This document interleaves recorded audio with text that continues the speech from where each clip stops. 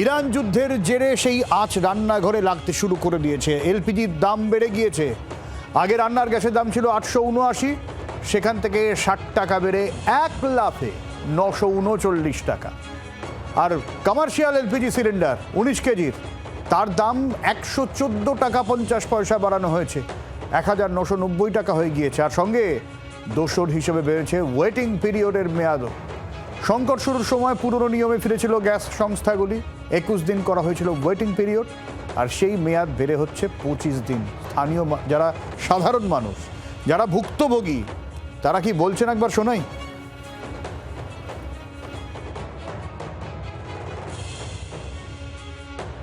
গ্যাসের দাম বাড়লো, এখন সরকার যেরকম ভাবে আমাদেরকে পরিচালনা করবে সেরকম ভাবে আমাদেরকে চলতে হবে। এটা সাধারণ মানুষের উপর পকেটে চাপ পড়ছে। সাধারণ মানুষের আয় বাড়ছে না, কিন্তু জিনিসপত্রের দাম, নিত্য প্রয়োজনীয় জিনিসের দাম বেড়েই চলেছে। এক ধাক্কায় 60 টাকা বাড়া মানে বেশ ভালো রকমই বাড়া। তো সুতরাং একটা গ্যাসের দাম বাড়ানো আনুষঙ্গিক অনেক কিছুকে বাড়িয়ে দিল। এখন হয়তো অনেকেই বলবেন যে যুদ্ধের জন্য ব্যাপারটা বাড়লো বা কিন্তু ওই 100 টাকা কিন্তু কমবে না, 60 টাকা না কত যাই হোক বেড়েছে। যখন কমে তখন 10 থেকে 20 টাকা কমে, যে গ্যাসের দাম কমলো 20 টাকা কমলো, বেড়েছে কিন্তু 60 টাকা বা 70 টাকা। এই মাসে যদি দুটো গ্যাস লাগে তাহলে কি করে চলবে? আমাদের মতো মধ্যবিত্ত ঘরের লোকেদের ক্ষতি তো হবে খুবই, কিন্তু কি করব, গ্যাস ছাড়া তো এখন চলবেও না। আমরা এখন অভ্যস্ত হয়ে গেছি এই ডাল ভাজা আর নালে একটা ঝোল ভাত, এই করে করে শেষ করতে হবে খাওয়া। মানে গ্যাসটা যাতে কম ব্যবহার করতে হয়। যে দুদিন অন্তর অন্তর এতটা বাড়িয়ে দিল, আবার একদিন হয়তো 20 টাকা কমিয়ে দিয়ে বলবে কমছে। এই তো হয়ে আসছে। এক ধাক্কা এতটা না বাড়ি অল্প অল্প বাড়াতে পারতো, আর এরকম তো বাড়িয়ে এলোই।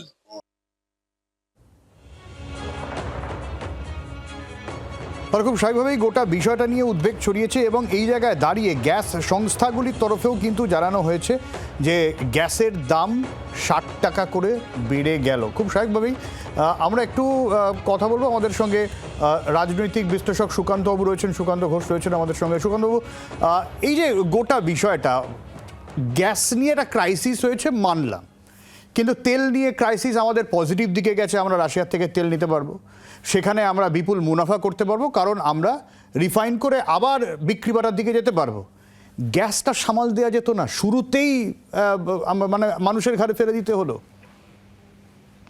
আসলে সমস্যাটা হচ্ছে পশ্চিম এশিয়ার সংকটটা আমাদের কাছে পড়ে গেল। মানে বিষয়টা এরকম হলো যে 11 মাসে এই নিয়ে দ্বিতীয়বার কিন্তু দাম বেড়ে গেল, এবং এর ফলে কিন্তু মধ্যবিত্তের হেসেল শুধু নয়, যারা উচ্চ মধ্যবিত্ত তাদের হেসেলেও সমস্যা হবে। কারণ তুমি যেটা বললে 25 দিন হয়ে গেল, এবং এই যে ওয়েটিং পিরিয়ডটায় তাদের কিন্তু অসুবিধা হবে।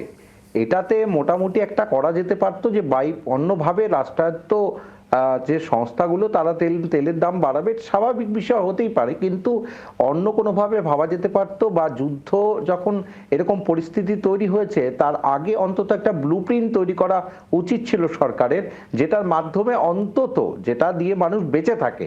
কিন্তু যেটা সরকার বলছে যে উজ্জ্বলা যোজনায় মোটামুটি যে যারা রয়েছে 10 কোটি যারা গ্রাহক, তাদের মোটামুটি 12টা সিলিন্ডার বছরে 300 টাকা করে ভর্তুকির টাকা পৌঁছে যাবে। হয়তো তারা উপকৃত হবে, কিন্তু বাকি মানুষের কি হবে যারা উজ্জ্বলা যোজনার অধীনে নয়? সুতরাং সেই জায়গা থেকে অন্তত এই পশ্চিম এশিয়ার এই যে সমস্যাটা আসবে সেটা কিন্তু আগে আঁচ করা গিয়েছিল। সুতরাং কিন্তু এলপিজির ক্ষেত্রে তোমায় বুঝতে হবে যে এইগুলো মূলত কাতার থেকে আসে। সেখানে যেহেতু এলপিজি প্রোডাকশনটা বন্ধ করে দেওয়া হচ্ছে, সে কারণে কিন্তু এই সমস্যাটা হচ্ছে। কিন্তু আমার মনে হয় যে এটার আশু সমাধান সম্ভব নয়। কিন্তু গত 11 মাসের মধ্যে এই নিয়ে দ্বিতীয়বার যদি বাড়ে, এটা কিন্তু ঘটনা যে আমি 115 টাকা বাড়িয়ে দিলাম, এর ফলে কি হচ্ছে, হোটেল রেস্তোরাঁর দাম, খাবার দাম বেড়ে যাবে, এবং যারা যে 50 টাকা করে বাড়ানো হলো তার ফলেও কিন্তু গৃহস্থলীরও মানুষের একটা সমস্যায় পড়বে।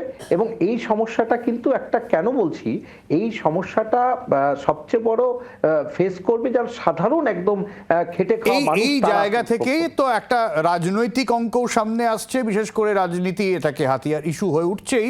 মমতা বন্দ্যোপাধ্যায় ধর্ণা মঞ্চ থেকে সোচ্চার হয়েছেন এই গ্যাস বৃদ্ধির ইস্যুতে, মাঠে নামবেন তিনি। গতকাল 60 টাকা গ্যাসের দাম বাড়িয়েছে, তার আগে 3 দিন আগে 49 টাকা বাড়িয়েছে।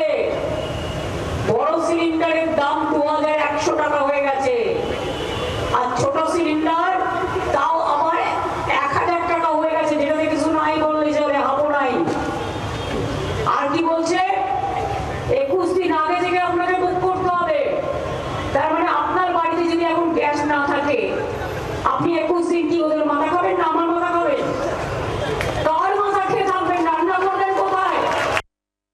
কালকে মিছিল হবে,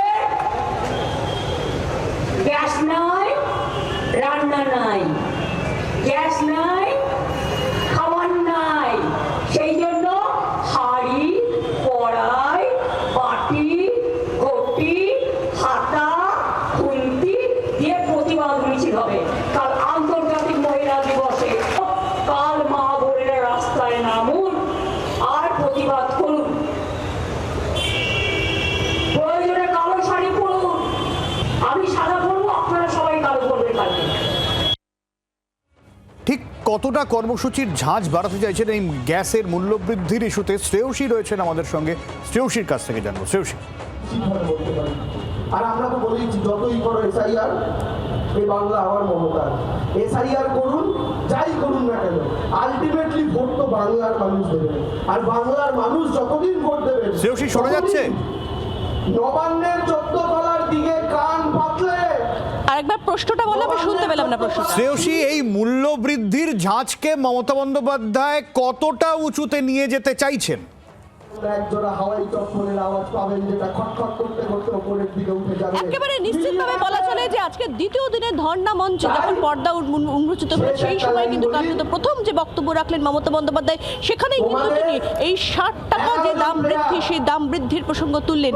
নিশ্চিতভাবে যে কোনো মধ্যবিত্তের কাছে হঠাৎ করে এই রান্নার গ্যাসের যে সিলিন্ডার, সেই সিলিন্ডারের দাম বাড়া একটা দুশ্চিন্তার কারণ, একটা সমস্যার কারণ। আর সেই বিষয়টাকেই কিন্তু কার্যত একেবারে হাতিয়ার করে এই মুহূর্তে মমতা বন্দ্যোপাধ্যায় দিলেন আন্দোলনের ডাক। যে আন্দোলন তিনি বলছেন যে এক্ষেত্রে আগামীকাল প্রতিবাদ মিছিল হবে, এবং এই প্রতিবাদ সুবোধ মল্লিক স্কোয়ার থেকে শুরু হয়ে এই অবধি আসবে, যেখানে মহিলারা মিছিলে সামিল হবেন। এবং সেখানে তিনি স্পষ্ট বলছেন যে হাতা, খুন্তি, হাঁড়ি, কলসি যা যা আছে, কাঁচা আনাজপাতি সমস্ত কিছু নিয়ে আসুন। পাশাপাশি তিনি এই প্রশ্ন তুলছেন কিন্তু এক্ষেত্রে যে 21 দিনের যে গ্যাপিং এর কথা বলা হচ্ছে, অর্থাৎ 21 দিন আগে থেকে বুক করতে হবে, সেক্ষেত্রে তিনি প্রশ্ন তুলছেন যে কিভাবে একজন মানুষ বুঝবে, এবং সেক্ষেত্রে 21 দিনের মাথাতেই সে বুক করবে, সেটা কিভাবে সম্ভব? 21 দিনের যদি পরে বুকিং হয়, তাহলে তার মধ্যে যদি গ্যাস ফুরিয়ে যায়, তাহলে মানুষ কি খাবে?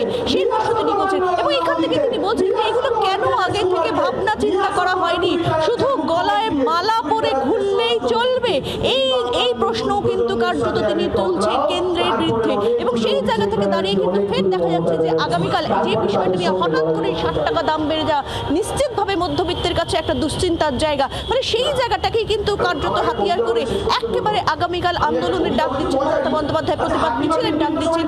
অবশ্যই মহিলাদের সেই মিছিল হবে, আন্তর্জাতিক নারী দিবস উপলক্ষে সেই মিছিলে মহিলারা সামিল হবেন। এবং যেহেতু নিশ্চিতভাবে তৃণমূল কংগ্রেসের একটা বড় ভোট ব্যাংক কিন্তু মহিলারা, এবং বহু ক্ষেত্রে অধিকাংশ ক্ষেত্রেই কিন্তু হেসেলের দায়িত্বে মহিলারা থাকেন, মানে সেই জায়গা থেকে দাঁড়িয়ে কিন্তু কার্যত সেই বিষয়টা নিয়েই কার্যত এই প্রতিবাদ মিছিলের ডাক দেওয়া হয়েছে মমতা বন্দ্যোপাধ্যায়ের পক্ষ থেকে। নিশ্চিতভাবে বোঝা যাচ্ছে যে হঠাৎ করে দাম বেড়ে যাওয়া, এবং সেক্ষেত্রে হঠাৎ করে দাম বাড়ছে, আগে থেকে কোনো প্ল্যানিং নেই, আগে থেকে কোনো পরিকল্পনা নেই। নিশ্চিতভাবে এই পরিকল্পনাহীনতাকে কিন্তু কেন্দ্রের যে পরিকল্পনা, এই ইস্যুতেই কেন্দ্রের বিরুদ্ধে মমতা বন্দ্যোপাধ্যায় সুর চড়াবেন। অনেক ধন্যবাদ শ্রেয়সী।